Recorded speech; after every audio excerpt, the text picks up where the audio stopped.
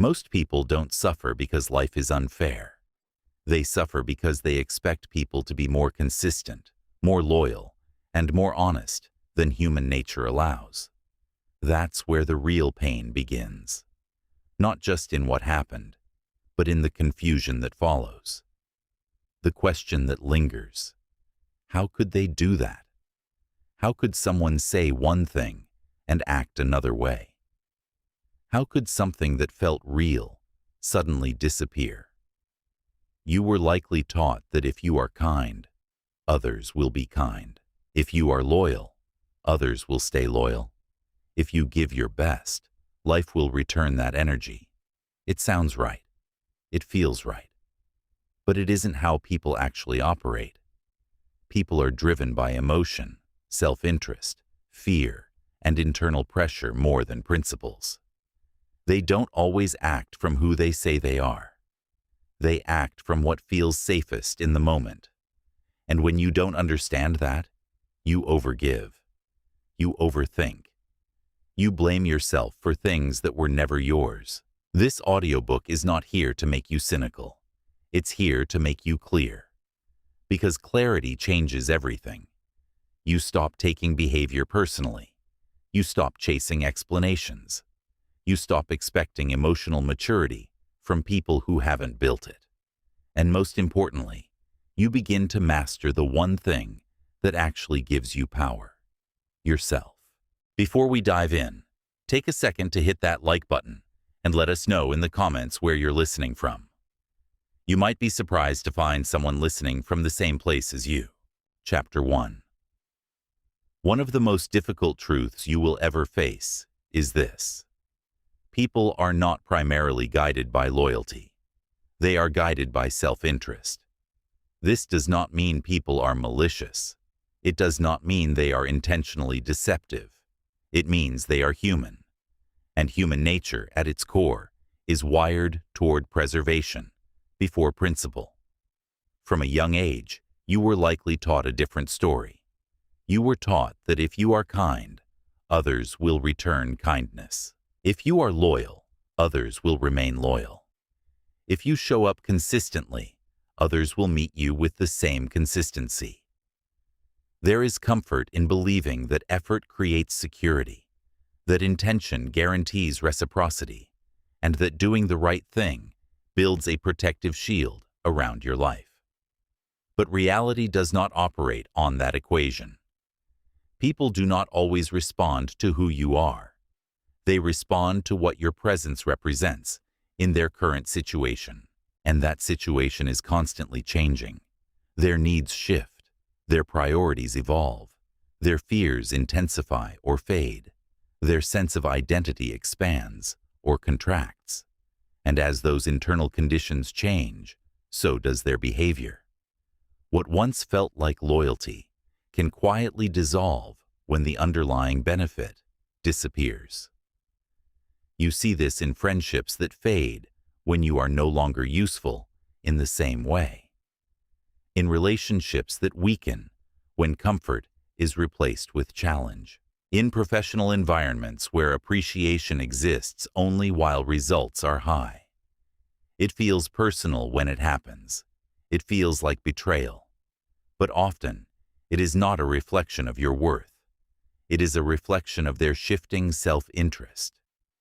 Human beings are constantly, often unconsciously, asking one question: what maintains my emotional safety, my identity, my status, or my survival right now?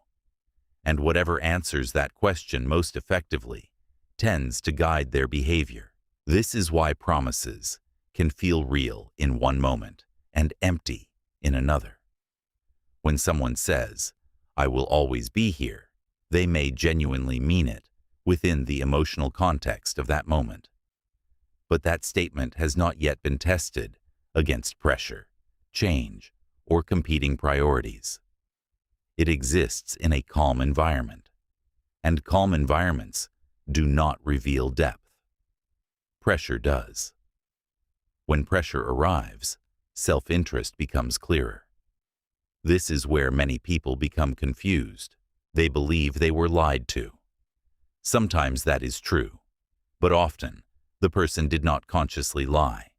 They simply had not yet encountered a situation where their comfort, fear, or benefit conflicted with their words. When that conflict finally appeared, their behavior adjusted to protect what felt more urgent.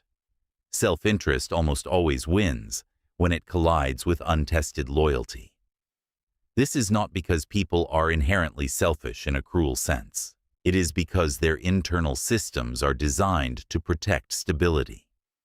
Emotionally, psychologically, and even biologically, the human mind prioritizes what feels safe and beneficial in the present moment. Loyalty, especially true loyalty, requires something higher. It requires consistency, even when it is inconvenient. It requires principle, even when it costs something. It requires a level of internal discipline that most people have never consciously developed. So instead, many relationships are not built on loyalty. They are built on alignment. As long as your presence aligns with someone's needs, values, or emotional state, the connection feels strong. There is communication. There is warmth. There is attention. But when that alignment shifts, confusion begins. Because what you thought was stable was actually conditional. This is where emotional suffering quietly expands. You begin to analyze everything. You revisit conversations. You look for the exact moment things changed. You ask yourself what you did wrong. You search for a mistake that explains the distance. And slowly, without realizing it, you begin to internalize responsibility for something that was never entirely yours to control. But the truth is often simpler than the mind wants to accept. The conditions changed, and so did the behavior. Understanding this does not make you cold. It makes you precise. When you see self-interest clearly, you stop demanding loyalty from places that never truly offered it. You stop confusing proximity with commitment. You stop assuming that shared time equals shared values. You begin to observe instead of assume. And observation brings a different kind of intelligence. You start noticing patterns rather than relying on words. You pay attention to how people behave under pressure, not just how they speak in comfort. You notice what happens when you stop giving as much. You observe whether respect remains when convenience disappears. These moments reveal far more than promises ever could. There is also an inward dimension to this law. If you do not understand your own self-interest, you will abandon yourself in an attempt to secure others. You will overextend, hoping loyalty will eventually be returned. You will tolerate situations that drain you because you confuse endurance with virtue. You will remain in environments that no longer align with you because leaving feels like failure. But loyalty is not something you earn through self-neglect. It is not a reward for overgiving. It is a reflection of someone's character. And character cannot be negotiated through effort alone. The shift begins when you stop expecting unconditional loyalty and start recognizing conditional alignment for what it is. When alignment exists, you can engage fully, without illusion. When it disappears, you can detach without resentment. This is not withdrawal. It is clarity. It allows you to move through relationships without attaching your identity to their permanence. You no longer need to confront every change. You no longer need explanations for every distance. You no longer need to prove your worth to someone whose attention depends on convenience. Instead, you begin to place your loyalty where it has always belonged, but was often neglected, within yourself. Self-loyalty is quiet but powerful. It means honoring your values, even when it costs connection. It means choosing long-term self-respect over short-term approval. It means recognizing that losing people who were aligned only with your usefulness is not a loss. It is a form of filtration, a necessary clearing. Because when you understand that people are driven by self-interest, you stop being naive. But more importantly, you stop being angry. You no longer expect permanence from temporary conditions. You no longer attach your peace to unpredictable behavior. You see clearly, respond calmly, and conserve your emotional energy. And that is where real strength begins. Not in controlling how others behave, but in no longer being controlled by expectations that were never grounded in reality. Chapter 2. Once you begin to understand that most people are guided by self-interest, a deeper layer reveals itself. What many call loyalty is often something else entirely. It is dependency. It is convenience. It is access. And because these forces can feel intense, they are easily mistaken for something deeper than they truly are.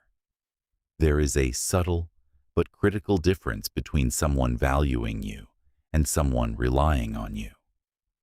When someone values you, their connection remains steady even when your role changes.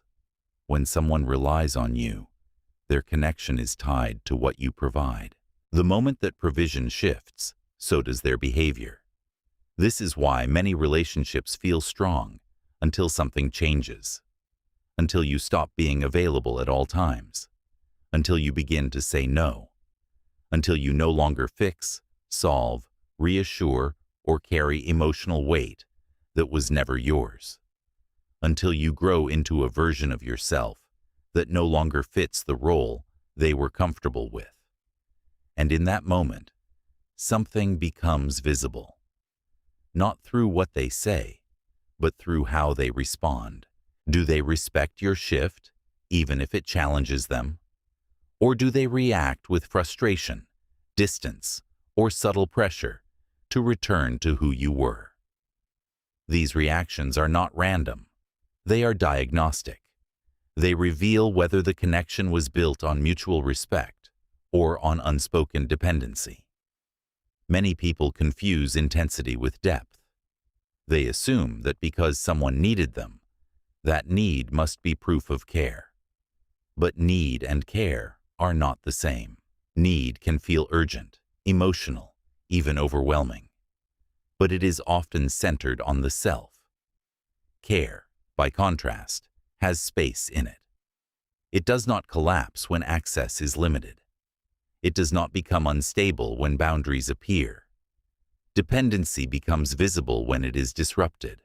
As long as you continue giving, accommodating, and maintaining the structure someone is used to, everything appears stable.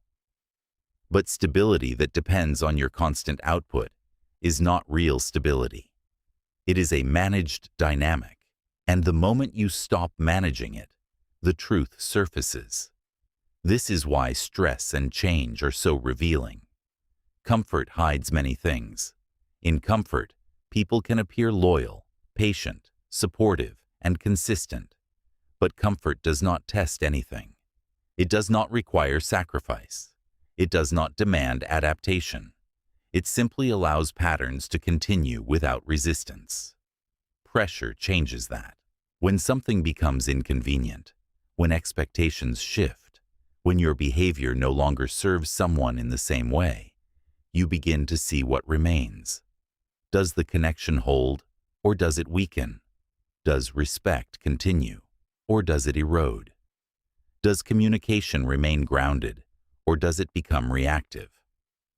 These moments are not the breakdown of the relationship. They are the exposure of its structure. Real loyalty is not proven in ease.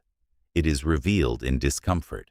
It is shown when there is nothing immediate to gain. When staying connected requires effort, patience, or understanding without instant reward. And this is where clarity becomes both difficult and freeing. Because once you see the difference between dependency and loyalty, you cannot unsee it. You begin to notice patterns you previously ignored. You see how some people engage more when they need something and withdraw when they do not. You recognize how attention fluctuates based on convenience. You observe how appreciation can quietly turn into expectation when boundaries are not reinforced. And for a moment, this awareness can feel heavy. It can make you question the depth of past connections. It can make you revisit moments where you gave more than you received. It can make you realize that what you believed was mutual may have been conditional. But this realization is not meant to create bitterness. It is meant to restore accuracy. Because without accuracy, you continue repeating the same emotional investments, expecting different outcomes. You continue giving where there is no structure to support reciprocity. You continue holding on to connections that were never designed to remain stable under change. With accuracy, something shifts. You stop asking, "Why did they change?" and begin asking, "What was this connection actually built on?" That question alone changes everything. It removes unnecessary confusion. It replaces emotional guessing with observation. It allows you to engage with people as they are, not as you hope they will become. And from that place, you begin to adjust.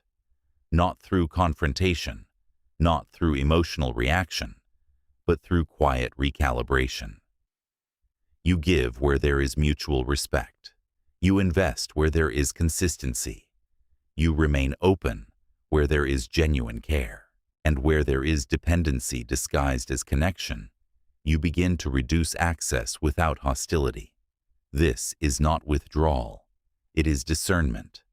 There is also a deeper internal shift that must happen for this understanding to become complete. You must return loyalty to yourself.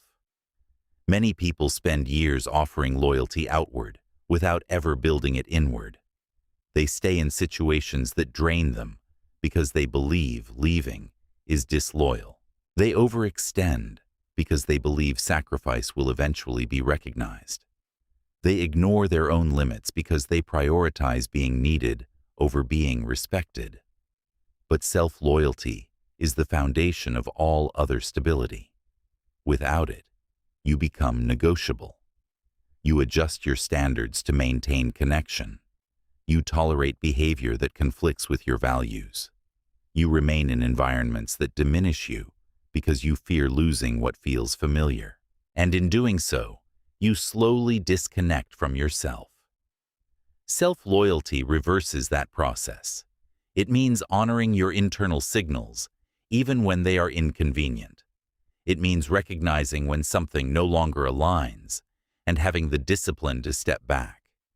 It means choosing long-term self-respect over short-term emotional comfort. This is not easy. Because when you begin to practice self-loyalty, some connections will shift. Some people will not understand. Some will resist. Some will attempt to pull you back into the version of yourself that was easier to access. But what leaves when you become aligned is not stability. It is dependency. And what remains, or what enters afterward, is built on a different foundation. One that does not require you to abandon yourself to maintain it. When you fully understand this law, you stop chasing reassurance from unstable dynamics. You stop overinvesting in conditional connections. You stop mistaking need for care and intensity for loyalty. You become quieter in your expectations and sharper in your observation. And in that quiet clarity, something important returns. Your energy.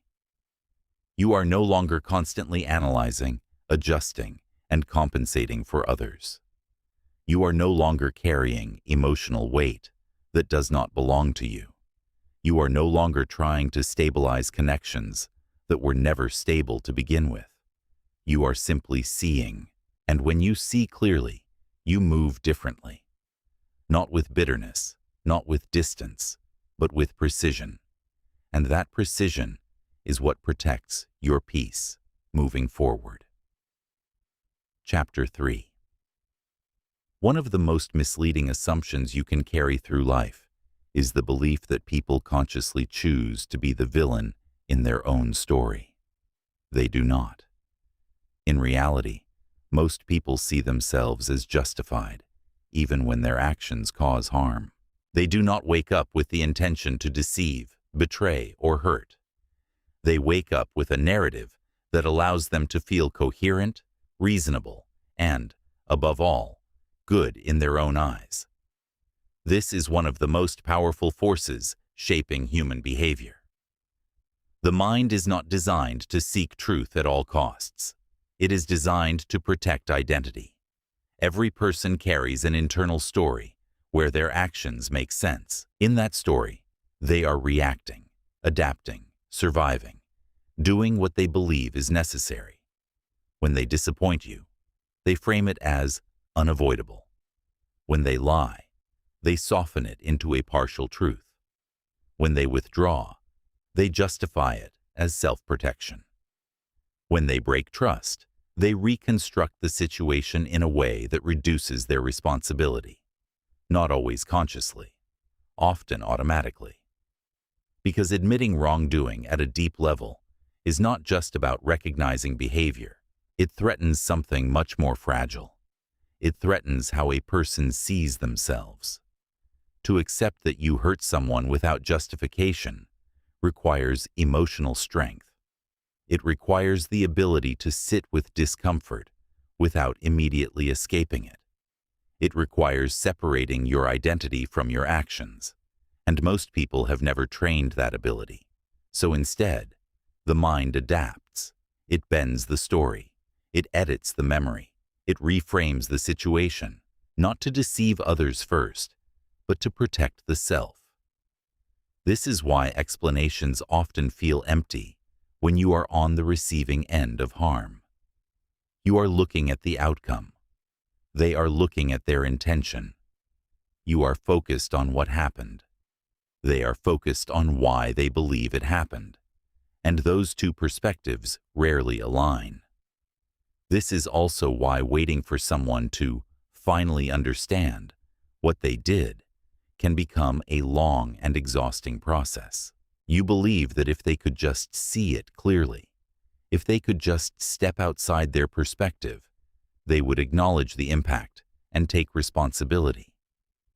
But the truth is, they often already see what happened. They just see it differently. They have constructed a version of events where their actions remain acceptable within their internal framework. And as long as that framework remains intact, their behavior will continue to feel justified to them. This is not necessarily manipulation. It is protection. The human ego is not built to collapse easily. It defends itself, sometimes at the cost of accuracy. And this is where a crucial distinction emerges. People judge themselves based on intention. They judge others based on outcome. When they hurt you, they say, "That was not what I meant."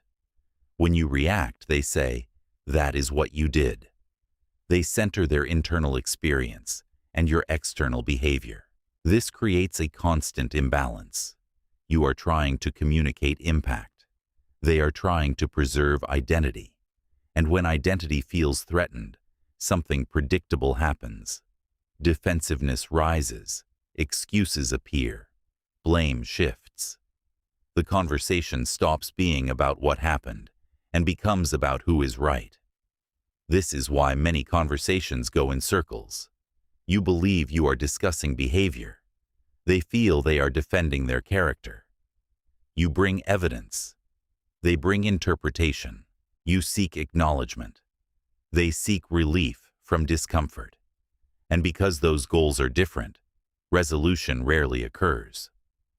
Understanding this law does something important. It frees you from the need to force awareness in others. You begin to see that awareness alone is not enough. For someone to truly acknowledge their behavior, they must also have the humility to question themselves and the emotional capacity to tolerate what they find.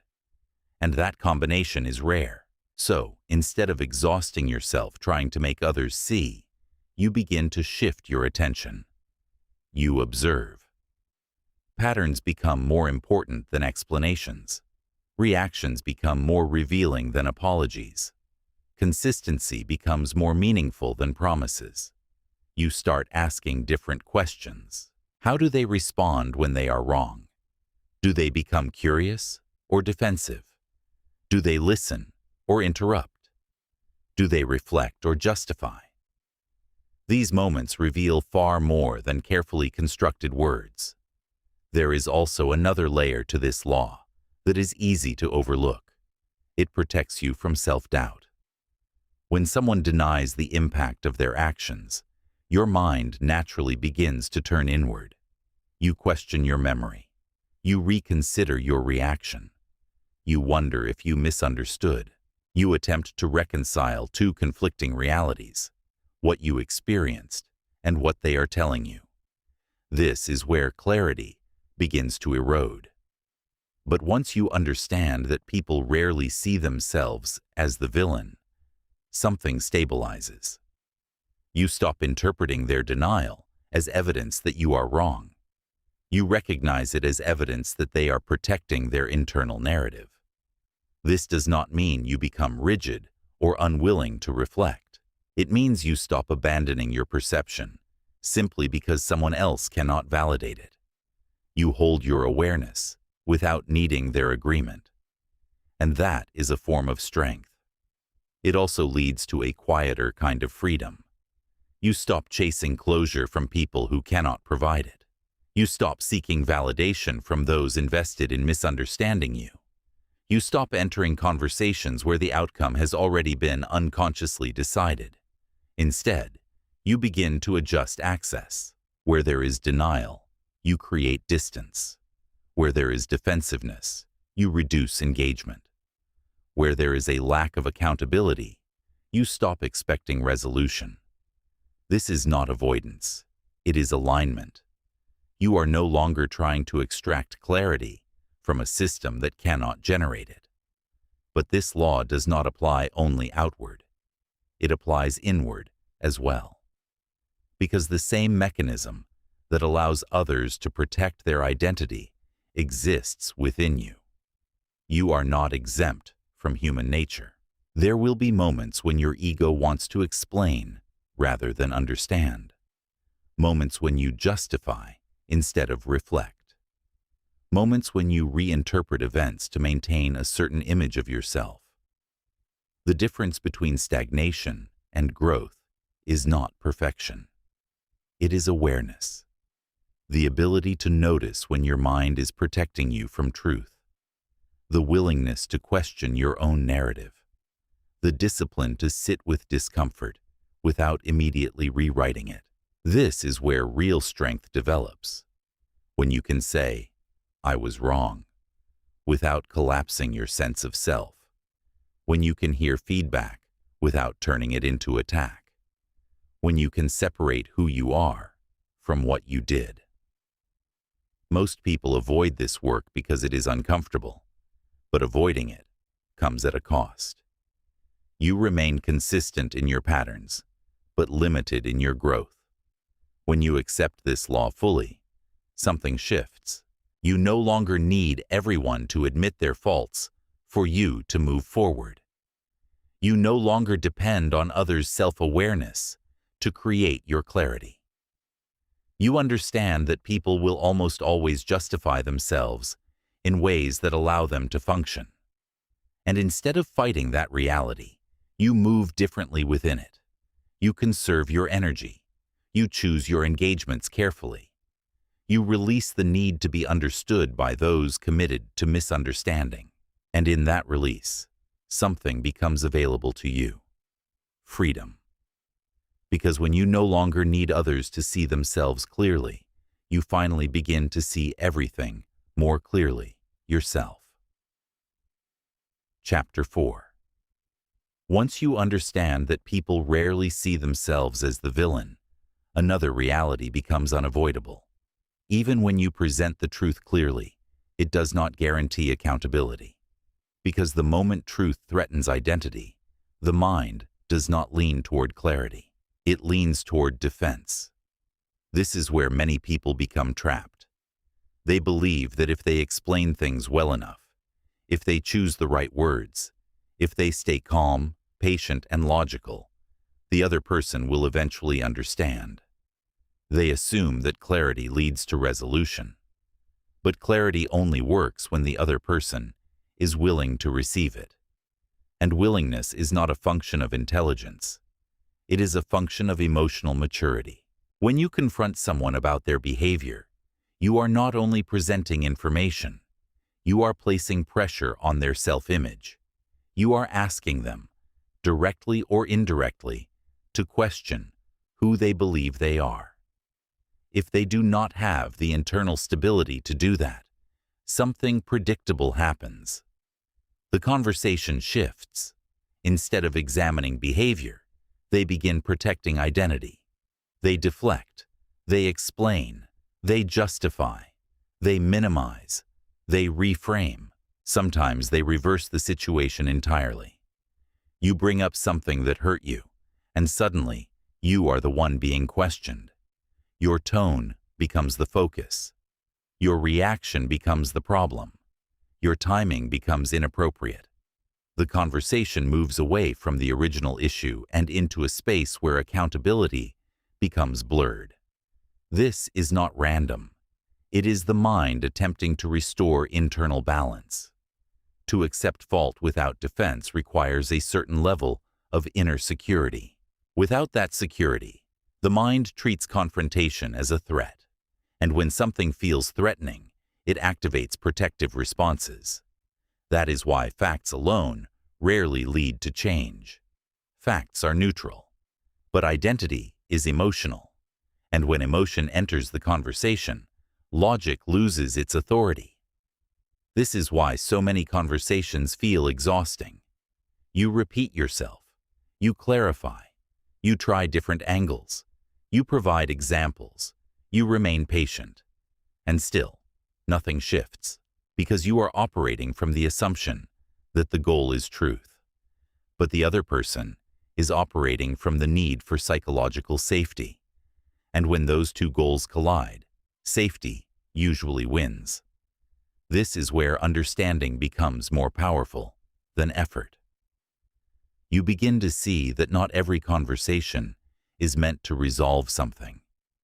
Some conversations exist only to reveal something.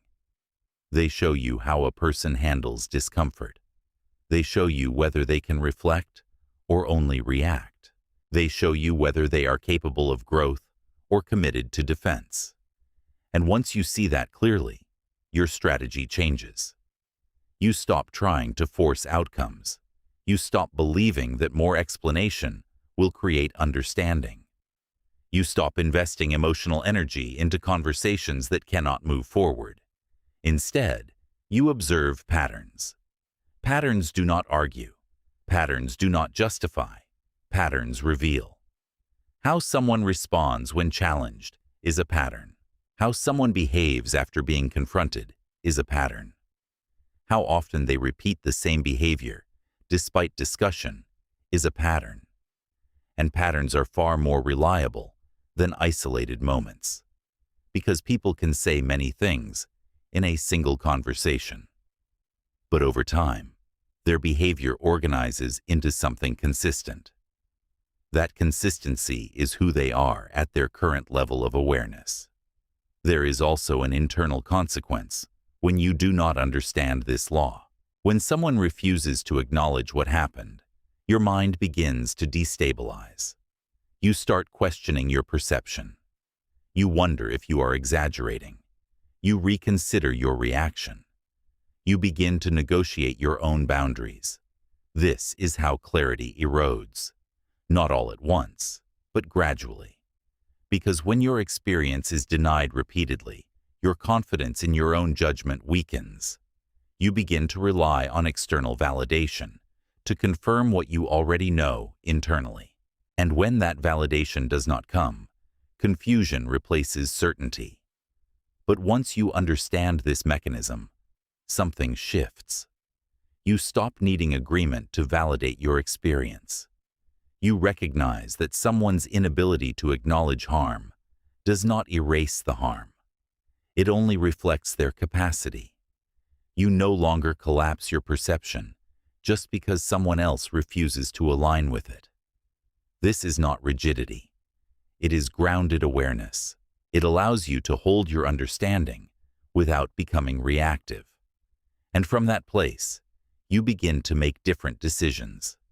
You reduce engagement where conversations lead nowhere. You stop seeking closure from those who cannot provide it. You stop entering discussions that are designed, consciously or not, to protect the other person rather than address reality. Instead, you adjust access. Distance becomes a form of clarity. Silence becomes a form of communication. Disengagement becomes a form of self-respect. This is difficult at first, because many people are conditioned to believe that resolution must come through discussion, that every issue must be talked through, that understanding must be mutual to be valid. But not all situations allow for that, and forcing it often leads to more frustration, not less. There is a quiet strength in recognizing when a conversation has reached its limit, when further explanation will not create understanding, when the other person is no longer engaging with the issue, but defending against it. At that point, continuing is not productive. It is draining. And the ability to step back without needing to win, convince, or be validated is a form of power. It is the power to choose peace over prolonged conflict. But this law also turns inward, because the same defensive patterns you observe in others exist within you. There will be moments when your first instinct is to explain rather than listen, to justify rather than reflect, to protect your image rather than examine your behavior. And in those moments, you are standing at the same crossroads. You can either defend your identity or expand it. Growth requires the second. It requires the ability to pause when challenged, to ask, is there something here I am not seeing? To remain open without collapsing into shame, to separate your actions from your worth. This is not easy, because the ego is designed to maintain stability. But real stability does not come from avoiding truth. It comes from being able to face it without losing yourself. When you develop that ability, something changes. You no longer fear being wrong. You no longer feel the need to defend every position. You become more flexible, more aware, more grounded. And that inner shift affects how you interact with others. You stop expecting from them what you have not required from yourself. You recognize that accountability is a skill, not a default. And you stop building expectations around something that may not exist in the other person. Instead, you focus on what you can control. Your response, your boundaries, your level of engagement, your decision to stay or step back. And in doing so, you remove yourself from cycles that once drained you. Not by changing others, but by no longer participating in dynamics that require them to be different. That is where clarity becomes freedom. Chapter 5. One of the most misunderstood truths about human nature is this: people do not decide with logic and then feel. They feel first, and then use logic to explain what they already chose. This reversal is subtle, but it changes everything. Most people like to believe they are rational.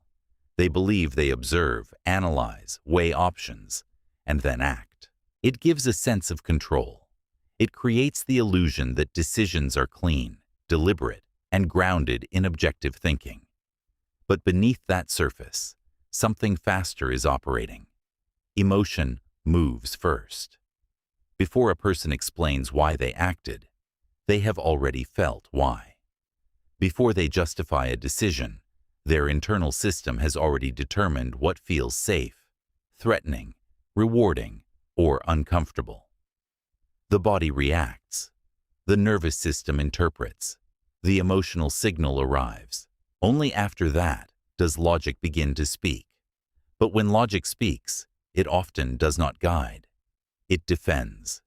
It organizes the emotional decision into a narrative that sounds reasonable. It builds explanations that make the action appear intentional, even when it was reactive. It creates coherence after the fact. This is why people can sound convincing and still be inconsistent, because the explanation is not the source of the behavior. The emotion is. You see this clearly in moments of contradiction. Someone says honesty matters, yet avoids difficult truths. Someone promises consistency, yet disappears when pressure rises. Someone claims they value logic, yet reacts emotionally in conflict. It appears confusing, but it is not. It is the emotional system overriding the rational one, and then the rational system stepping in afterward to protect the image of consistency. This pattern is not rare. It is universal. Fear drives people to withdraw. Desire drives them to attach. Shame drives them to deny. Anger drives them to attack. Insecurity drives them to compare, control, or prove. These forces operate beneath awareness most of the time.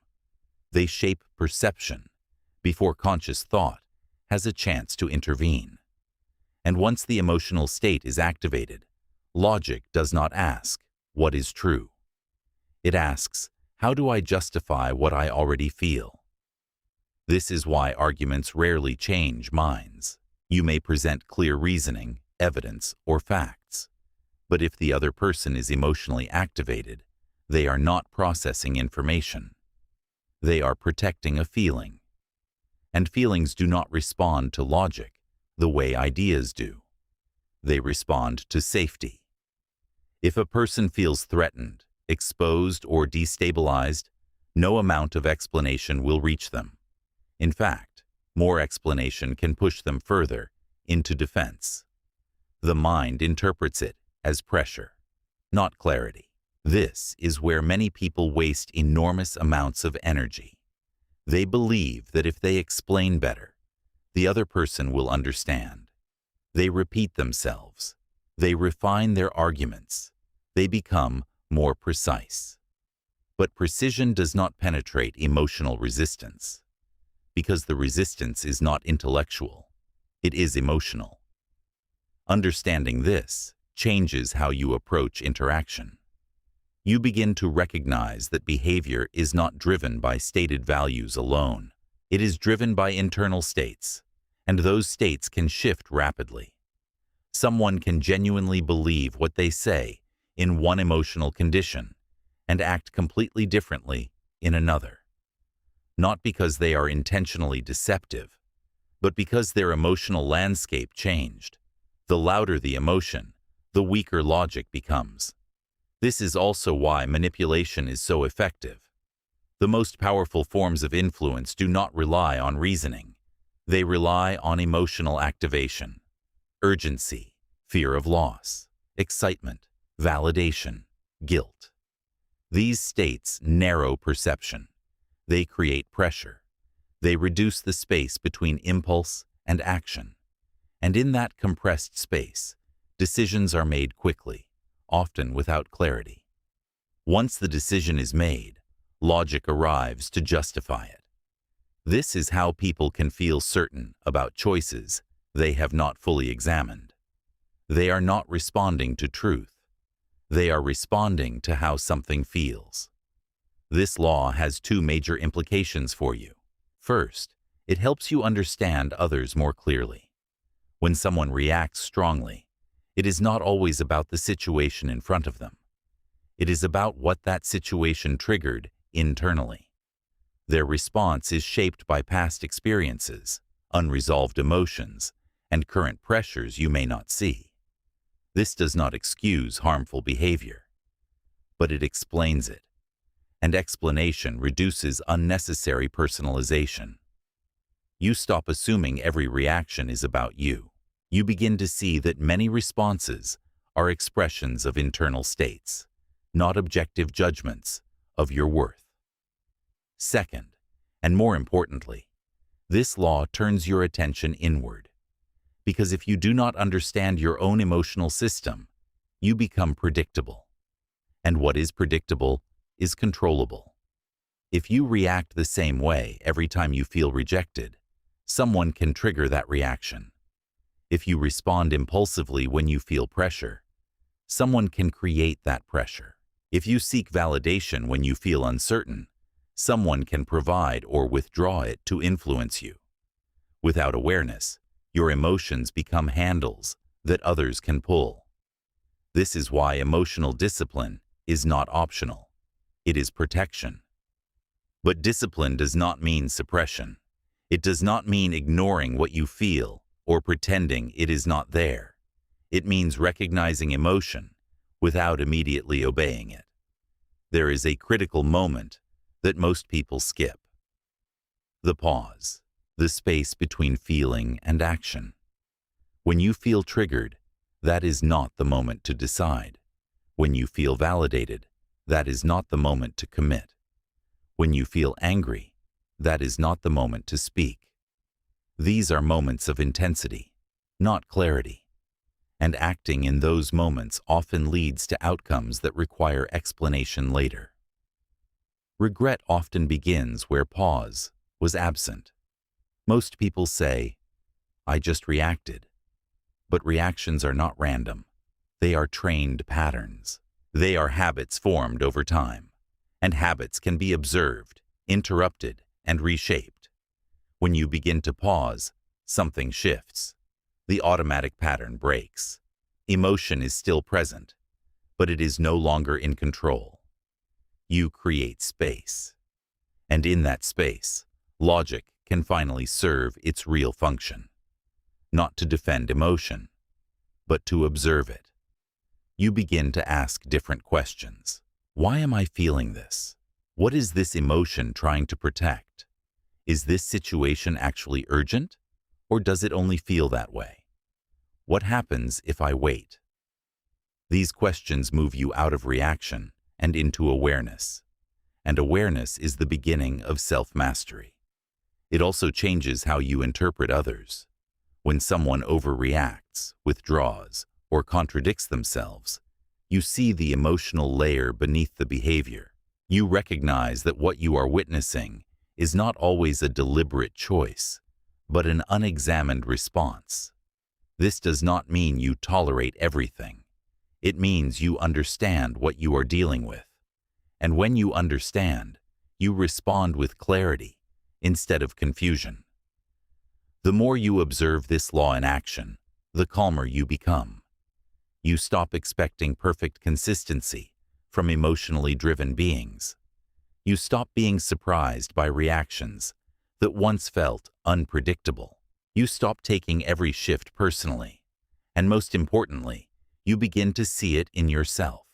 You catch your own impulses. You notice when emotion is rising. You recognize the urge to act quickly. And instead of following it, you pause. That pause is where your power begins. Because in that moment, you are no longer being carried by emotion.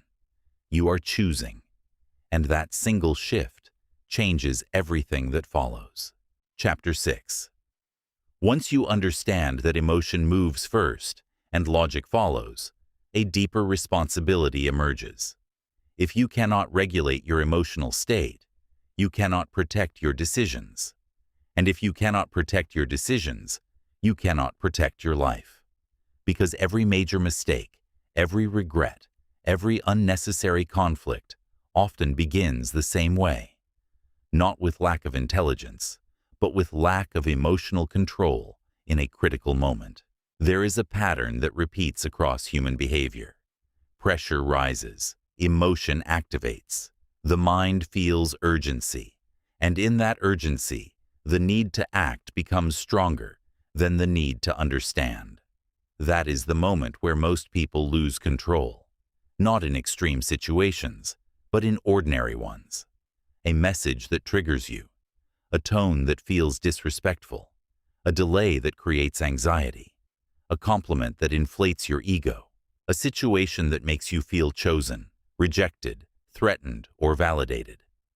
These moments seem small, but they are decisive, because they bypass conscious thinking and go directly into reaction. And once you react, the outcome is already in motion. This is where manipulation becomes possible, not through intelligence, but through timing. The most effective forms of manipulation do not argue with you. They move your emotional state. They create pressure. They introduce urgency. They trigger fear of loss. They offer validation at the exact moment you feel uncertain. They provoke anger when you are already tense. They make you feel that something must be decided now. And when you feel that urgency, you stop thinking clearly. You move. And once you move, logic arrives to justify the decision. This is how people say yes to things they later regret. This is how they enter situations that do not align with them. This is how they speak words they cannot take back, not because they lack awareness, but because they lacked pause.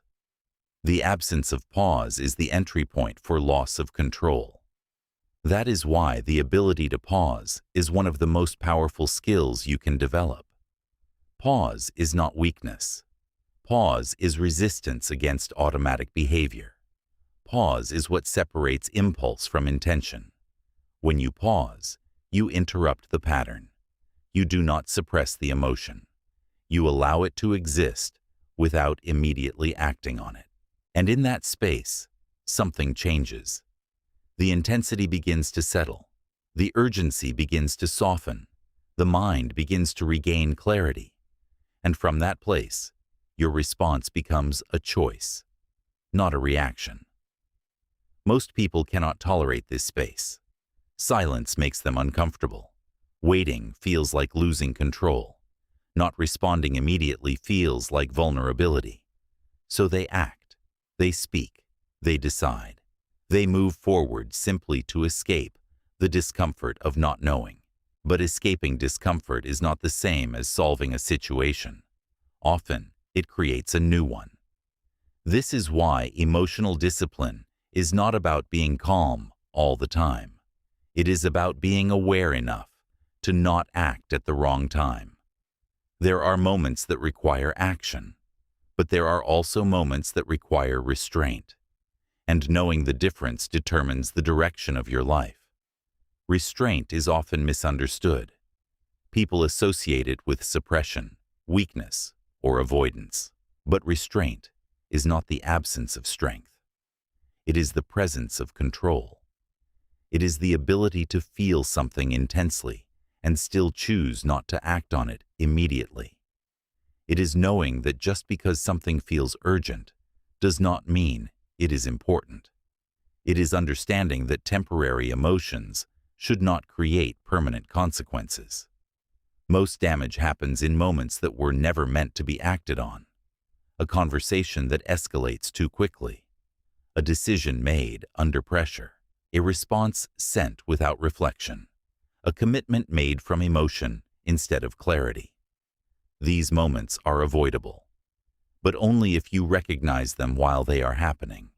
And recognition requires awareness. You begin by noticing your triggers. What situations make you react quickly? What emotions tend to override your thinking? Is it anger, fear, rejection, validation, urgency? Everyone has patterns, and those patterns become predictable over time. When you can predict your own reactions, you can interrupt them. You can feel the emotion rising and choose not to follow it. That is where control begins. Because control is not about eliminating emotion.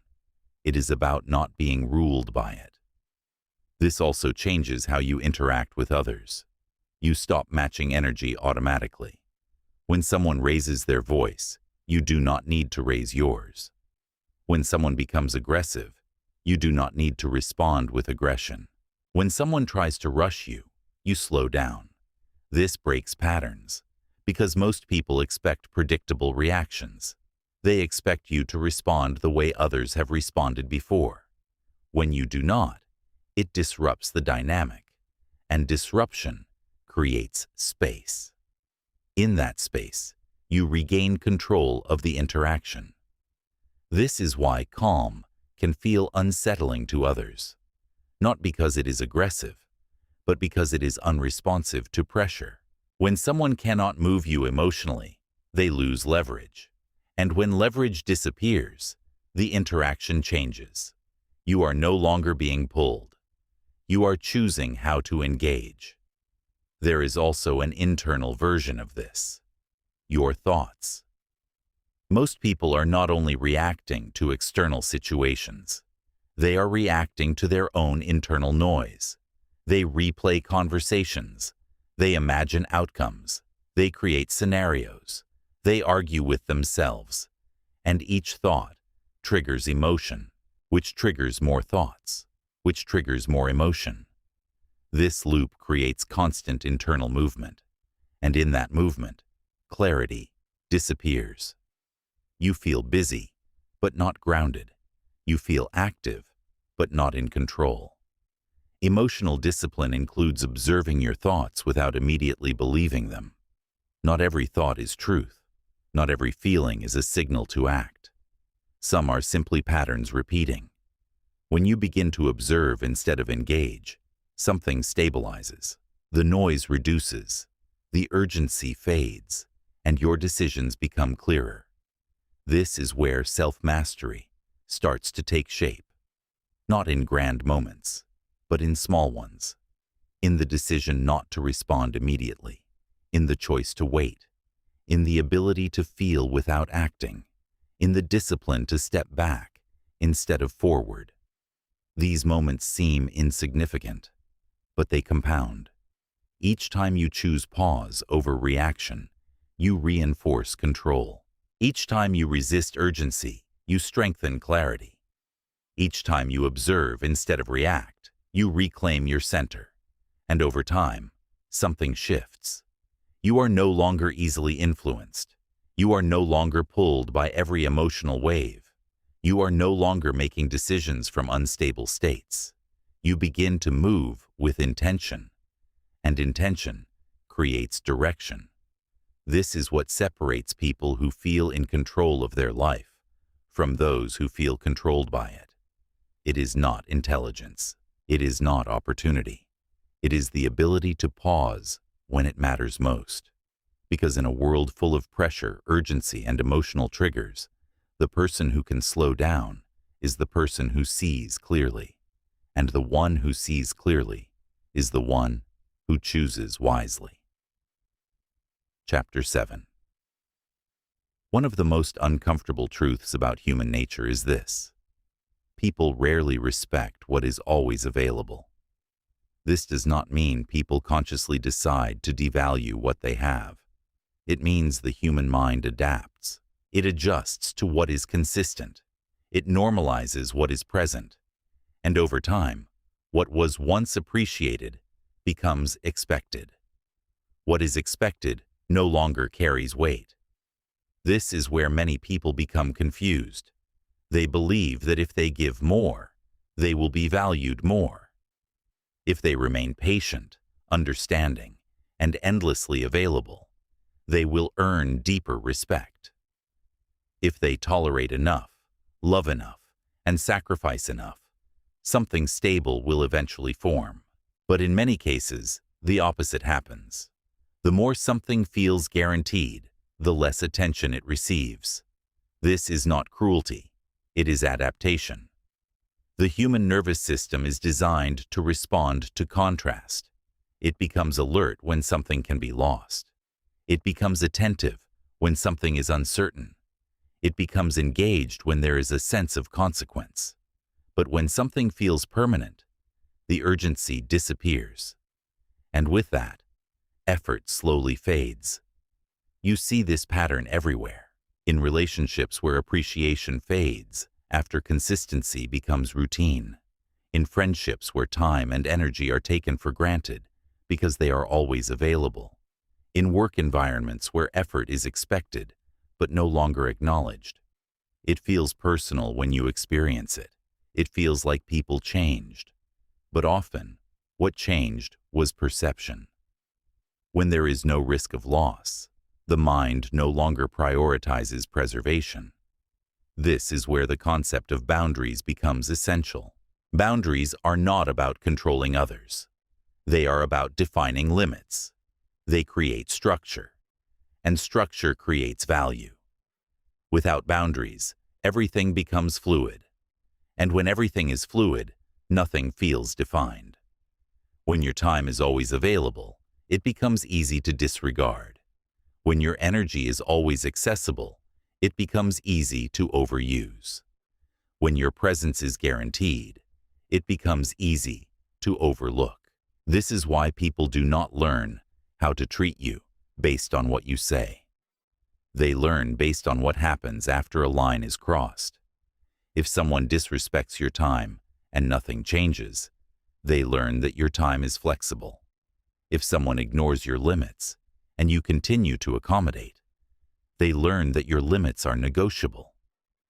If someone withdraws effort and you compensate by giving more, they learn that imbalance is acceptable. This is not intentional teaching. It is unconscious reinforcement. Behavior repeats where there is no consequence. This is why explanation alone is not enough. You can communicate your needs clearly. You can express how something affects you. You can explain your expectations. But if your actions do not change when those expectations are ignored, the explanation loses meaning. People respond to patterns, not words. This is where many people hesitate. They believe that enforcing boundaries will push others away. They fear being seen as difficult, cold, or unkind. They worry that saying no will create distance. And sometimes it does. But what leaves when boundaries appear is not respect. It is convenience. People who are only comfortable with you when you have no limits are not responding to who you are. They are responding to what they can access. And access without structure leads to imbalance. Boundaries restore that structure. They define what is acceptable. They clarify what is not. They introduce consequence where there was none. And consequence is what creates awareness. Not fear in an extreme sense, but awareness that actions matter. That access is not unconditional. That presence is not guaranteed. This awareness changes behavior, because the mind begins to recognize that something can be lost, and loss sharpens attention. This is why walking away often has more impact than explaining. Not because it is dramatic, but because it introduces reality. It shifts the dynamic from assumption to awareness. It forces a reassessment. Suddenly, what was taken for granted becomes visible, not because you argued more, but because you acted differently. This is not manipulation. It is alignment. You are no longer maintaining a dynamic that does not respect you. You are adjusting your presence to reflect your standards. And standards are what define value. There is also an internal component to this law. If you do not respect your own boundaries, no one else will. If you override your limits to maintain connection, you teach yourself that your needs are secondary. If you consistently choose approval over alignment, you weaken your own sense of stability.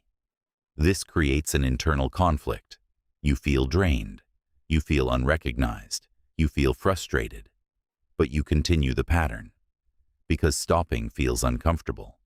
Because change feels risky. Because maintaining the dynamic feels easier than disrupting it. But ease is not always alignment. And comfort is not always stability. Real stability requires structure. And structure requires boundaries. When you begin to enforce boundaries, something shifts. At first, it may feel unfamiliar. You may feel resistance from others. You may even question yourself. But over time, the effect becomes clear. You feel more grounded, more consistent, less reactive. Your interactions become more balanced, because you are no longer overextending to maintain them. You begin to notice who respects your limits and who resists them, who adjusts and who withdraws, who values your presence and who values your availability. These distinctions become visible only when boundaries exist. Without them, everything blends together, and clarity disappears. Boundaries do not reduce connection. They refine it. They remove what is unstable. They reveal what is genuine. They create space for interactions that are not based on overgiving or imbalance. This does not mean you become rigid. It does not mean you withdraw or become distant. It means you become clear. Clear about what you accept. Clear about what you allow. Clear about how you respond when those lines are crossed. And that clarity changes how others perceive you, not through force, but through consistency. When your actions align with your standards, people begin to understand where you stand. They recognize that your presence is not automatic, that your time is not unlimited, that your energy is not something to be assumed. And from that recognition, respect begins to form, not because you demanded it, but because you demonstrated it. Respect does not grow from what you give. It grows from what you allow. And once you understand that, you stop trying to earn respect through endless availability. You begin to build it through alignment. And that shift changes every dynamic in your life. Chapter 8. Once you understand that respect is shaped by boundaries, another truth begins to surface. People often recognize value only when there is a real possibility of losing it. This is not because they are intentionally careless. It is because awareness sharpens in the presence of contrast. When something is always there, the mind relaxes around it. It stops tracking its importance. It assumes continuity. But when that continuity is interrupted, perception changes. Loss creates clarity. What was once overlooked becomes visible. What was once expected becomes appreciated. What was once taken for granted becomes understood. This is why many people change only after something is gone. Not because they suddenly became more intelligent, but because the environment changed. The absence created awareness that presence never did. This pattern appears in many forms. In relationships where effort increases only after distance is created. In friendships where appreciation returns only after access is reduced. In professional settings where recognition appears only after contribution is withdrawn. It feels confusing when you experience it. You wonder why the effort was not there before, why understanding did not exist when things were stable, why change only came after something broke. But the answer is simple. Before, there was no urgency. Now, there is. Human attention is limited. It is drawn toward what feels uncertain, threatened, or at risk. When something feels secure, attention moves elsewhere. This is not about emotional depth. It is about psychological response. And once you understand this, your approach changes. You stop trying to prove your value through increased effort when respect is already declining. Because increasing effort in a space where it is not recognized does not restore value. It often reduces it.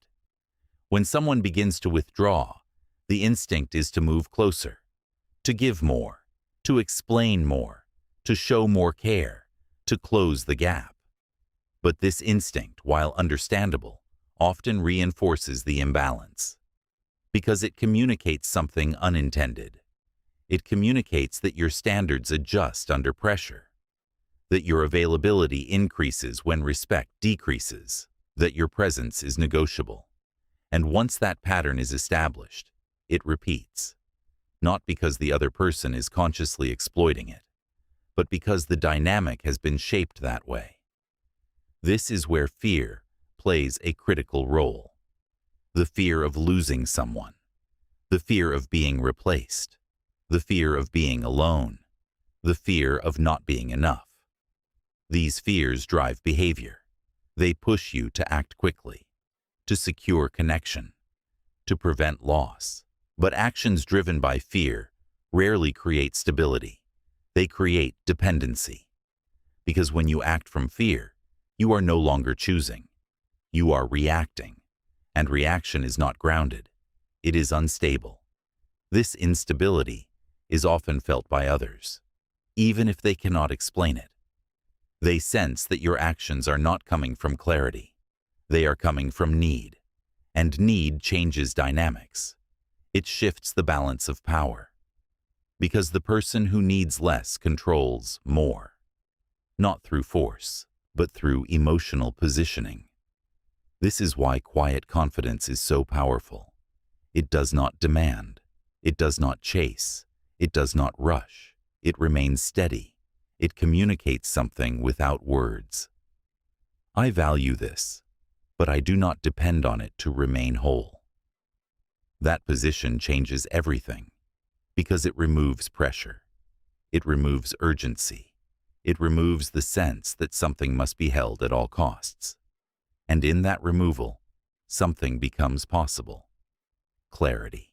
You begin to see the connection for what it is, not what you hope it will become, not what it used to be, but what it currently is. And from that clarity, your decisions shift. You stop over-pursuing. You stop trying to restore what is no longer being maintained on both sides. You stop negotiating your standards to keep something from fading. Instead, you observe. You allow behavior to reveal itself. And when something consistently does not align, you adjust. Not dramatically, not emotionally, but deliberately. You reduce access. You step back. You create space. This space is not punishment. It is information. It shows you what happens when your presence is no longer constant. Does the other person move toward you with clarity? Or do they remain distant? Do they recognize the shift? Or do they continue unchanged? These responses provide answers that words often cannot. They show you whether the connection has depth or whether it was sustained only by your effort. There is also a deeper distinction that becomes important here. The difference between being valued and being used. Being used feels active. There is interaction. There is communication.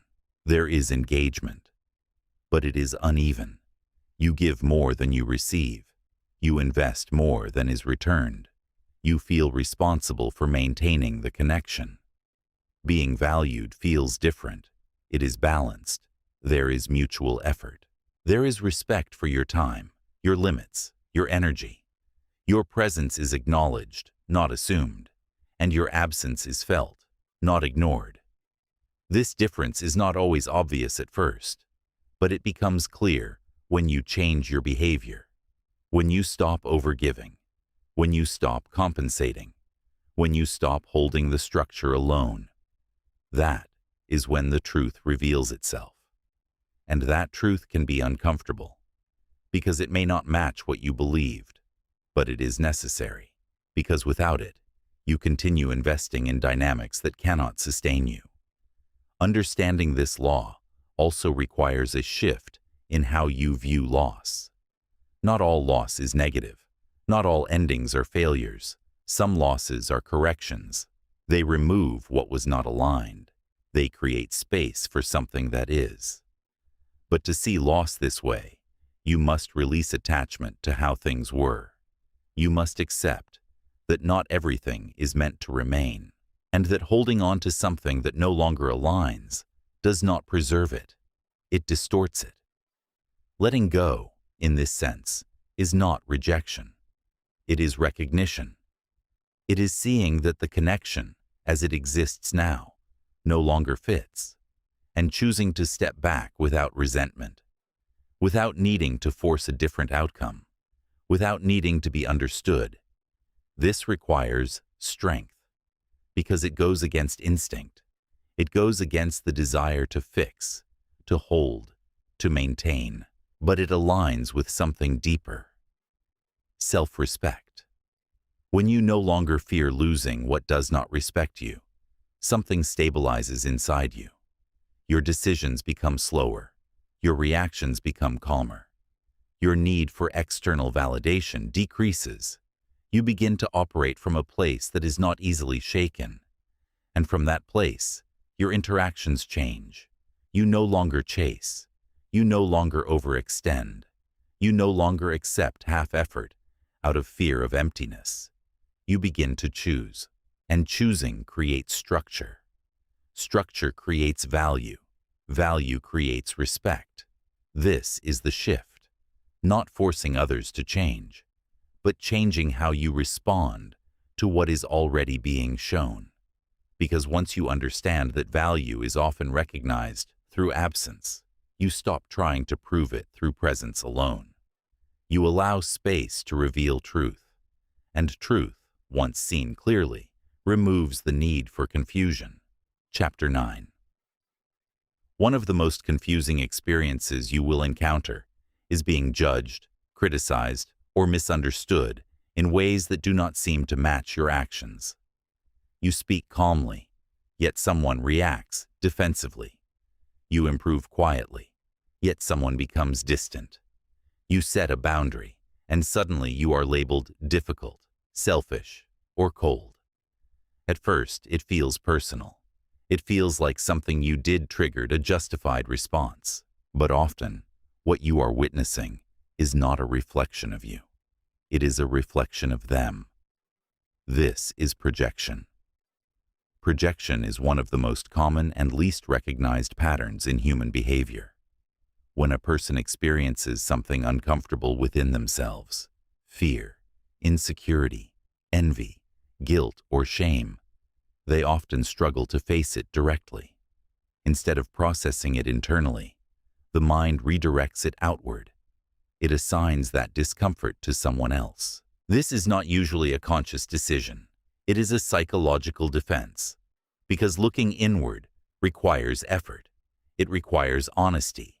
It requires the willingness to confront parts of the self that do not align with the image a person wants to maintain. And that process is difficult. So the mind chooses an easier path. It externalizes the discomfort. When someone criticizes your confidence, it may reflect their own lack of it. When someone dismisses your discipline, it may expose their struggle with inconsistency. When someone reacts negatively to your growth, it often reveals where they feel stagnant. Projection is not about accuracy. It is about relief. By placing discomfort onto someone else, the person temporarily avoids facing it within themselves. This is why projection often feels intense. It carries emotional charge. It is not neutral feedback. It is not measured. It is reactive. And because it is reactive, it can be confusing. You try to understand it. You analyze it. You wonder if there is truth in it. You begin to question your behavior. You adjust yourself to reduce friction. And slowly, without realizing it, you begin to absorb something that was never yours. This is where people lose clarity. They start carrying emotional weight that does not belong to them. They soften their boundaries to avoid being misunderstood. They shrink their expression to maintain harmony. They change their behavior to prevent reactions that were never actually about them. Over time, this creates a disconnect. You become less aligned with yourself and more aligned with how others perceive you. And that alignment is unstable because it depends on external reactions that you cannot control. Understanding projection changes this. It introduces a simple but powerful question. Is this feedback about my behavior, or is it about their internal state? This question creates space. It allows you to observe without immediately accepting. Not all criticism is projection. Some feedback is valid, but valid feedback has certain qualities. It is specific. It is focused on behavior, not identity. It is delivered with some level of calm or intention. Projection feels different. It is vague. It is emotional. It targets who you are, not what you did. It feels like an accusation, not an observation. Learning to distinguish between the two is essential, because without that distinction, you either reject everything or absorb everything. Neither leads to clarity. Discernment does. Projection becomes especially visible when you change. When you stop overgiving. When you raise your standards. When you become more independent. When you no longer play the role others are used to. Your growth disrupts existing dynamics, and not everyone is comfortable with that disruption. Some people benefited from the previous version of you. They were used to your availability, your flexibility, your willingness to accommodate. When that changes, it creates tension. But instead of acknowledging that tension internally, they may project it outward. They say, "You have changed." They say, "You are different."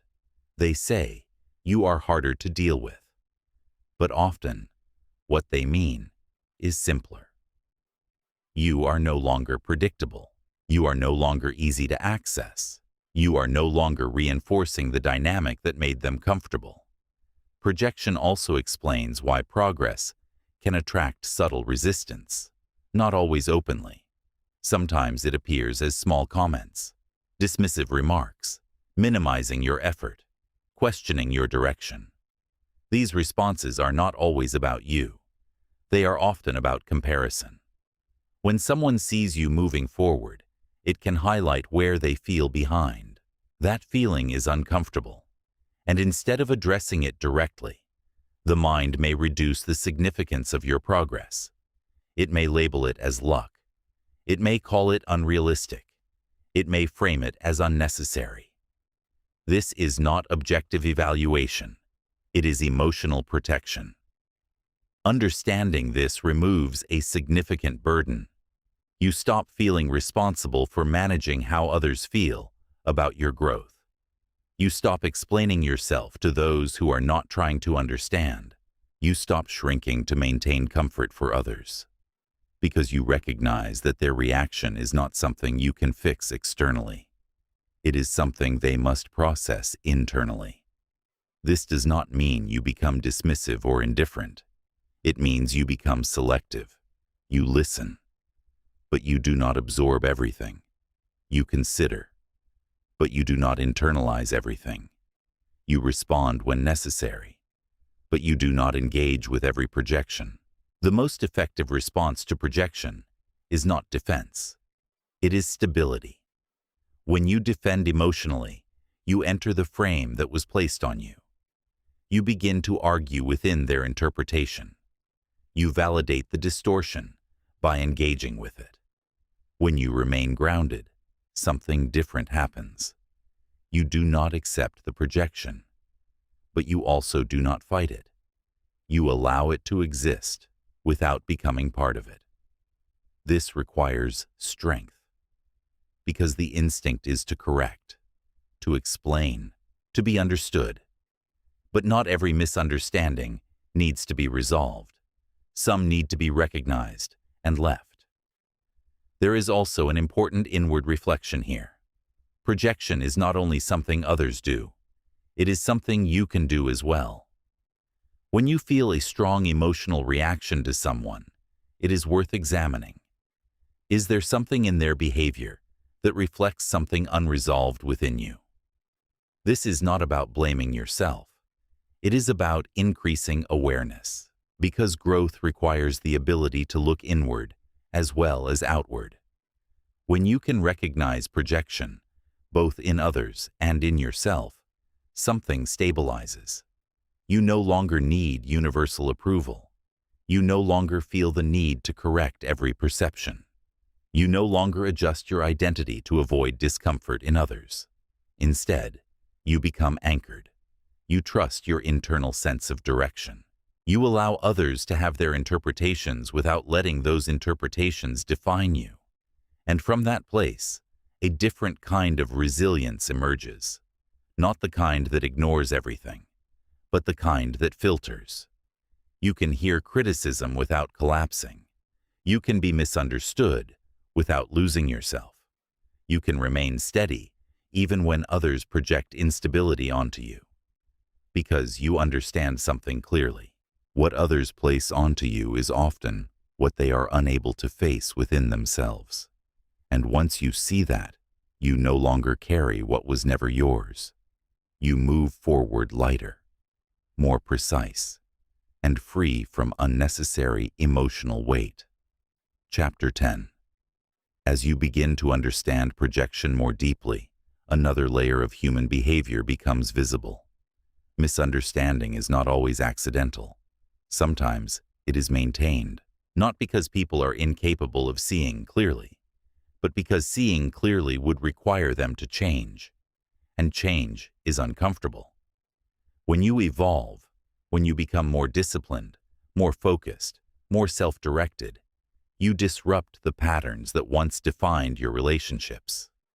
The version of you that others grew accustomed to begins to shift, and that shift creates tension, not because you are doing something wrong, but because the dynamic is no longer the same. Some people will adapt. They will respect your growth. They will adjust to your new boundaries. They will meet you with curiosity instead of resistance. But others will not. They will experience your change as distance. They will interpret your discipline as judgment. They will perceive your independence as rejection. And instead of examining why they feel that way, they may form a narrative that places the responsibility on you. You've changed. You're not the same. You think you're better now. These statements are not always literal observations. They are emotional translations. What they often mean is, you no longer fit into the version of you that made me comfortable. This is where misunderstanding becomes reinforced, because accepting your growth would require them to confront their own position, to question their own habits, to acknowledge areas where they may feel stagnant. And for many people, that is a difficult process. So instead, they stabilize their perception by reframing yours. They reduce your change to something negative. They question your direction. They minimize your effort, not necessarily to harm you, but to protect themselves from internal discomfort. This is where comparison begins to operate quietly, even when it is not spoken, even when it is subtle. People naturally measure themselves against others, and when that comparison triggers insecurity, the mind looks for ways to reduce the gap. One way to do that is growth. Another is distortion. If growth feels too demanding, distortion becomes easier. You're lucky. You're obsessed. You're unrealistic. You're doing too much. These statements are not neutral. They are protective. They shift the narrative in a way that allows the person to remain where they are without confronting why. This is why success, even quiet success, can attract resistance. Not from everyone, but from those who are not ready to face what it reflects. Understanding this removes a significant source of confusion. You stop expecting universal support. You stop assuming that your progress will be celebrated by everyone around you. You stop being surprised when growth creates distance, because you recognize that alignment is changing. And when alignment changes, connection often does as well. This does not mean you become guarded or closed. It means you become aware. You recognize that not all relationships are designed to evolve with you. Some are tied to a version of you that no longer exists, and trying to maintain them at the same level requires you to return to that version, which creates internal conflict. Because growth and regression cannot coexist comfortably. This is where many people struggle. They feel pulled between who they are becoming and who others expect them to remain. They attempt to balance both, to grow without creating distance, to change without disrupting anything. But this is rarely sustainable, because real change alters structure. It changes how you think, how you act, how you respond, and those changes naturally affect your environment. Trying to grow without shifting your environment often leads to stagnation or internal tension. So the question becomes not how to avoid change, but how to move through it with clarity. This is where emotional immunity becomes important. Emotional immunity is not the absence of feeling. It is the ability to experience external reactions without losing internal stability. It allows you to hear opinions without absorbing them completely, to receive criticism without collapsing, to be misunderstood without needing to correct every perception. This is not detachment. It is discernment.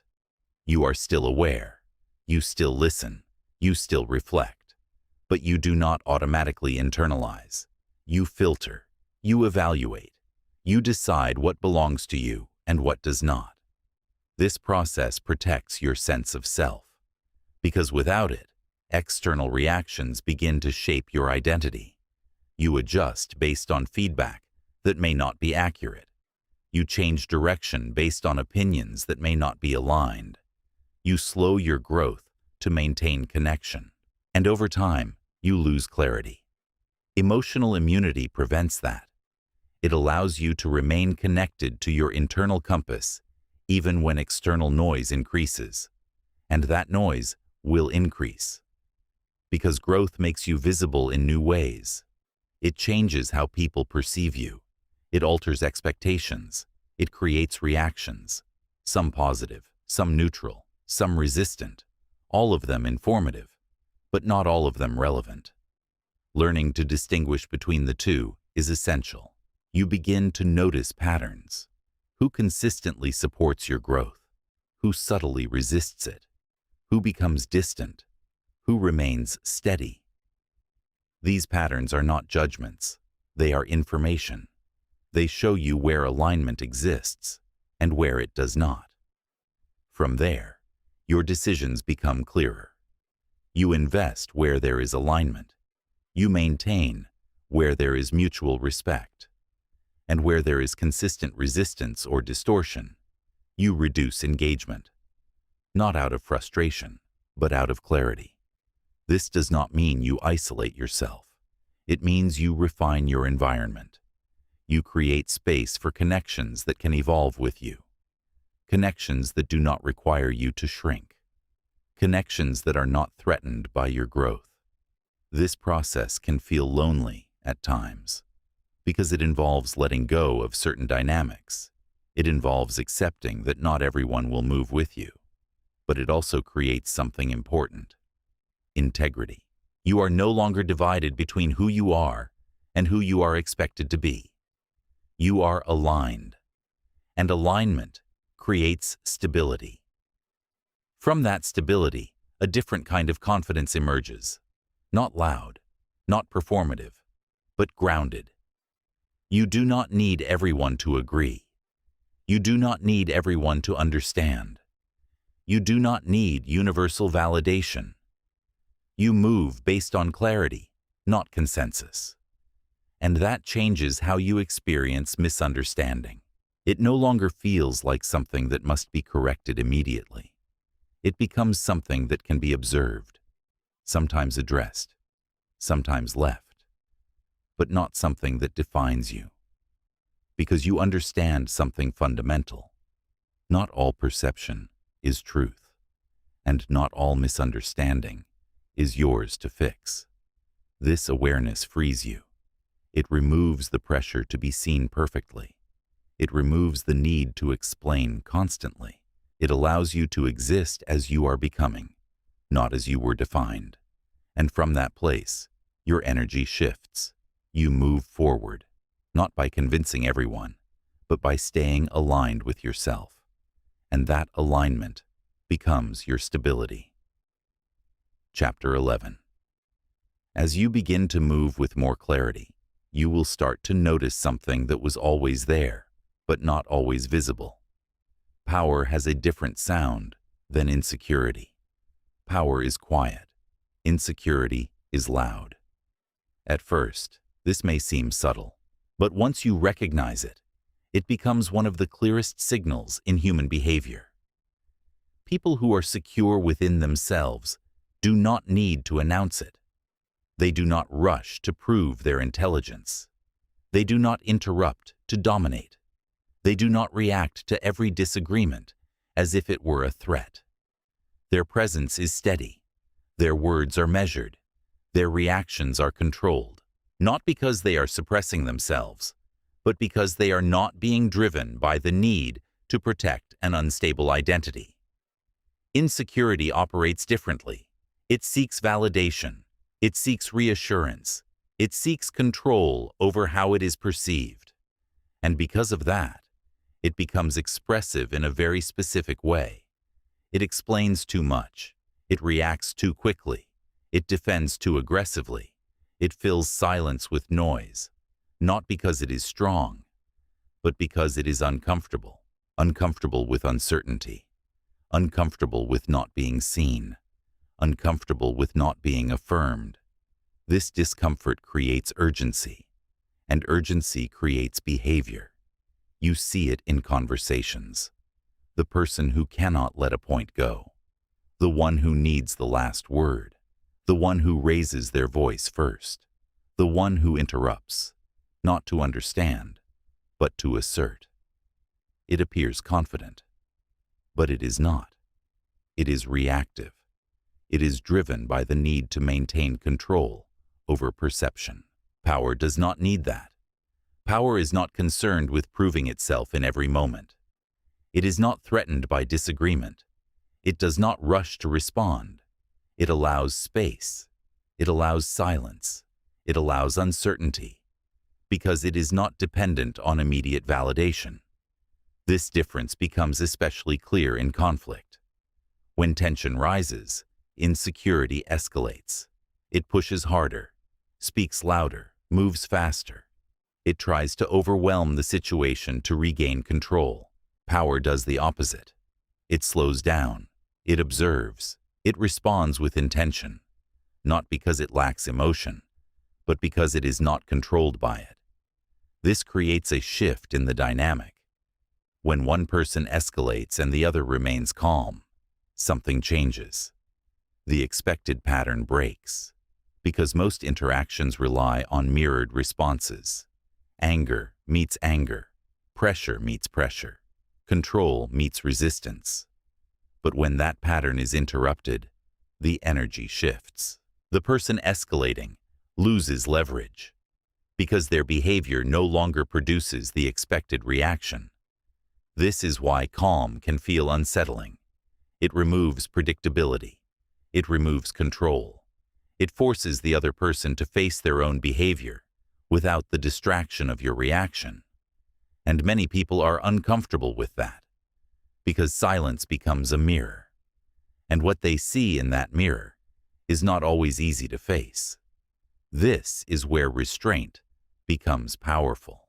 Restraint is not weakness. It is not avoidance. It is not passivity. It is control. It is the ability to feel the urge to react and choose not to. It is knowing that you could respond immediately, but deciding to wait. It is recognizing that not every situation requires your energy. This kind of control creates presence, not the kind that demands attention, but the kind that draws it. Because people are naturally drawn to stability, to those who are not easily moved, to those who do not react impulsively, to those who carry themselves with consistency. This is influence, not through force, but through alignment. When you are internally stable, your external behavior reflects it. You do not need to dominate a conversation to be heard. You do not need to assert yourself constantly to be respected. Your presence communicates more than your words. This is why some people speak very little, yet are listened to closely. Why some individuals do not seek attention, yet receive it. Why some leaders do not raise their voice, yet are followed. Their power is not in performance, it is in control. Control of their thoughts, control of their reactions, control of their energy. This law also applies internally, because loudness is not only external, it exists within your mind. The constant thoughts, the internal arguments, the need to explain, justify, replay, analyze. This internal noise is a form of insecurity. It reflects a lack of stability, a need to resolve everything immediately, a discomfort with not knowing. Quiet power begins inside. It is the ability to observe your thoughts without being consumed by them, to notice the urge to react without acting on it, to allow uncertainty without rushing to eliminate it. This creates space, and in that space, something changes. The mind becomes clearer. The reactions slow down. The decisions become more intentional. You are no longer driven by internal pressure. You are guided by awareness. This is emotional leadership, not controlling others, but leading yourself. Because when you can lead yourself, others feel it. Not through what you say, but through how you are. You become less reactive, less influenced, less dependent on external validation. And that changes how people interact with you. Some will respect it. Some will be challenged by it. Some may even try to disrupt it. But regardless of their response, you remain centered. And that is the difference. You are no longer adjusting your state based on theirs. You are holding your state, regardless of theirs. This is what creates quiet authority. Not something you claim, something you embody. And once you embody it, you begin to see clearly the difference between confidence and performance, between strength and noise, between control and reaction. You stop being impressed by volume. You stop being intimidated by aggression. You stop feeling the need to match energy. Instead, you observe. You respond selectively. You conserve your energy. And in doing so, you gain something most people do not realize they are missing: stability. Because in a world where many are reacting, the one who remains grounded becomes the reference point. The one who does not need to prove anything stands out immediately. And that is the paradox. Power does not seek attention, but it receives it, because it is rare, and rarity creates value. So the more you develop this quiet control, the more clearly human nature reveals itself around you, not through what people say, but through how they behave when faced with calm. Chapter 12. Once you begin to embody quiet control, you will notice something subtle but powerful. Your presence starts to influence situations before you even speak, not through force, not through authority, but through regulation. Most people do not realize how much of their behavior is shaped by emotional contagion. They enter a space and unconsciously adjust to the emotional tone around them. If the environment is tense, they become tense. If it is chaotic, they become reactive. If it is calm, something in them begins to slow down. This is not conscious. It is biological. Human beings are wired to read signals constantly: tone, posture, pace, expression.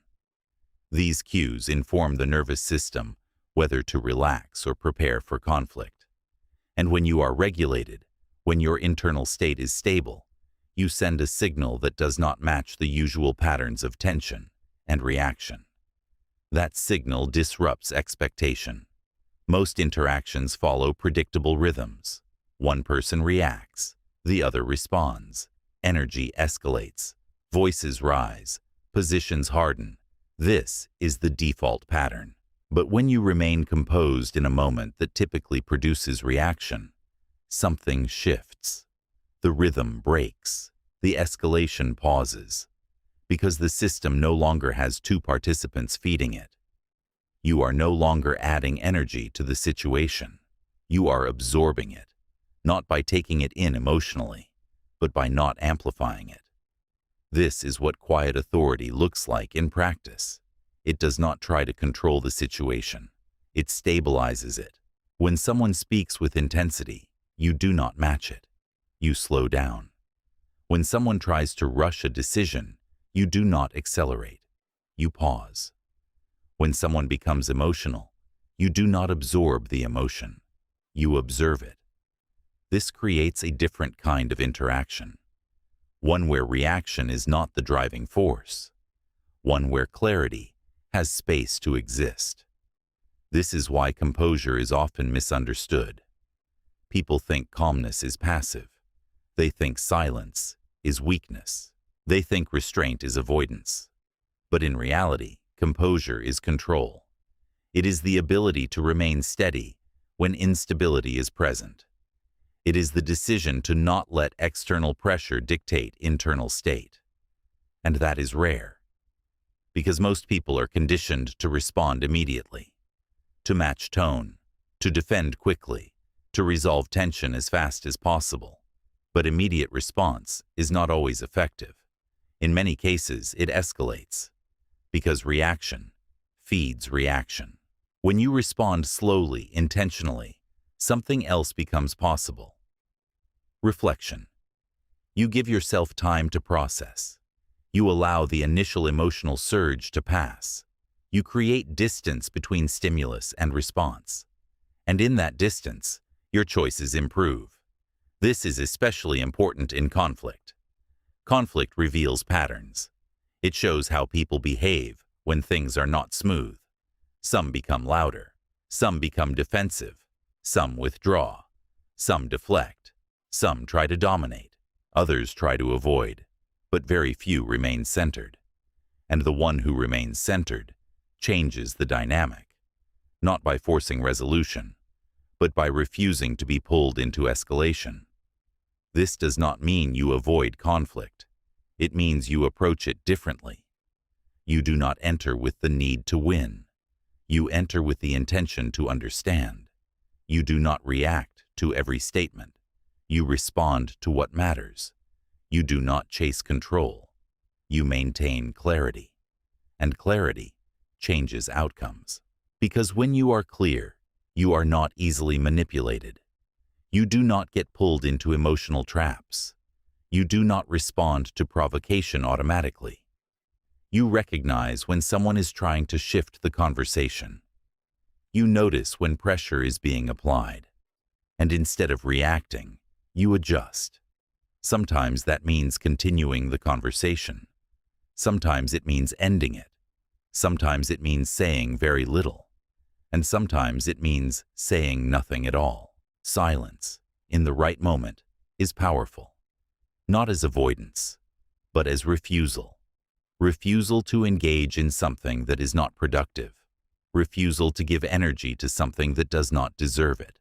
Refusal to be drawn into patterns that lead nowhere. This kind of silence communicates more than explanation. It shows that you are not available for every interaction, that your energy is not automatic, that your attention is selective, and that selectivity creates value. There is also an important shift that happens internally. When you stop reacting immediately, your mind becomes quieter, not because thoughts disappear, but because you are no longer engaging with every one of them. You observe, you notice, but you do not follow. This reduces internal noise, and when noise decreases, clarity increases. You begin to see patterns more easily. You recognize triggers before they fully activate. You understand your own responses more deeply, and with that understanding comes control. Not rigid control, but flexible awareness. You are not suppressing yourself. You are guiding yourself. This is the difference between reacting and leading. When you react, you are responding to the moment. When you lead, you are shaping your response regardless of the moment, and that changes how others experience you. They begin to sense that you are not easily influenced, that you are not reactive, that you are stable, and stability creates trust, not necessarily emotional closeness, but a form of respect, because people recognize when someone is grounded, even if they cannot explain it. This is why some individuals naturally become anchors in environments. They do not try to control, but their presence stabilizes. They do not dominate conversations, but when they speak, people listen. They do not react quickly, but when they respond, it carries weight. Their influence is not loud, it is consistent, and consistency builds authority over time. This is not something you claim, it is something you develop. Through practice, through awareness, through repeated choices to pause, observe, and respond with intention. It is built in small moments, in the decision not to interrupt, in the choice to listen fully, in the restraint to not react immediately, in the awareness to step back when needed. These moments accumulate. They shape how you think, how you act, how you interact, and over time, they create a different baseline, one where you are not easily pulled off center, one where your state is not dependent on external conditions, one where your presence influences without force. This is quiet power in motion, not something you display, something you live. And once you begin to live this way, you start to see clearly who reacts, who reflects, who escalates, who stabilizes, and most importantly, you see it in yourself. You notice when you are grounded, you notice when you are pulled, and you begin to return to center more quickly each time. That return is the practice, and that practice is what builds mastery, not in a single moment, but over time. Conclusion.